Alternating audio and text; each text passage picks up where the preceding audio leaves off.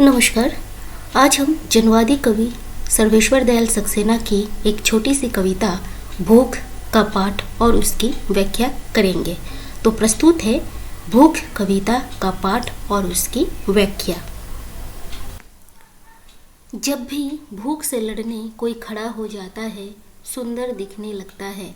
झपटताबाज fun उठाए सांप, दो पैरों पर खड़ी, कांटों से नन्ही पत्तियां खाती बकरी। दबे पाव झाड़ियों में चलता चीता, डाल पर उल्टा लटक फल कुतरता तोता।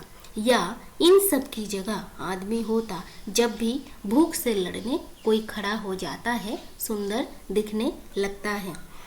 प्रस्तुत कविता में कवि ने विभिन्न प्राणियों द्वारा विपरीत दशाओं में भी भूख से तृप्ति पाने के लिए किए जाने वाले संघर्ष का सुंदर चित्रण किया है। कवि को भूख से लड़ता हुआ हर प्राणी सुंदर लगता है।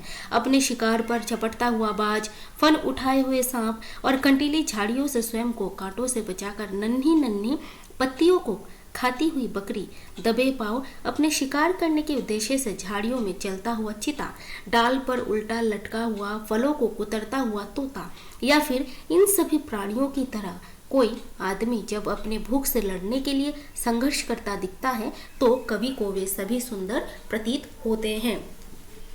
जनवादी कवि सर्वेश्वर दयाल सक्सेना की कविता भूख के माध्यम से यह बताया गया है कि सर्वहारा वर्ग जो शोषण और दमनकारी व्यवस्था से पीड़ित होकर भूखों मारे जाते हैं, उन शोषित जनता को हमारी प्रकृति से सीख लेना चाहिए। अर्थात जिस प्रकार से भूख से लड़ने के लिए बाज, सांप, बकरी, चीता तथा तोता आदि पशु पक्षी और जानवर अपने लिए संघर्ष करके खाद्य जुटाता है, उसी प्रकार सर्वहारा वर्ग को भी इस दमनकारी पूंजीवादी व्यवस्था से लड़कर अपने लिए खाद्य जुटाना होगा। अर्थात जीवन की समस्त आधारभूत जरूरतों को प्राप्त करना होगा, चाहे इसके लिए उन्हें पूंजीपतियों के विरुद्ध संघर्ष ही क्यों न करना पड़े।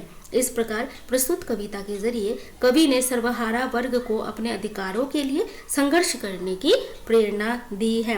प्रस्तुत कविता की कुछ विशेषता इस प्रकार है। कवि ने प्रस्तुत कविता में समस्त प्राणी को संघर्षशील कहा है, जो अपने भूख को मिटाने के लिए निरंतर प्रयत्नशील है।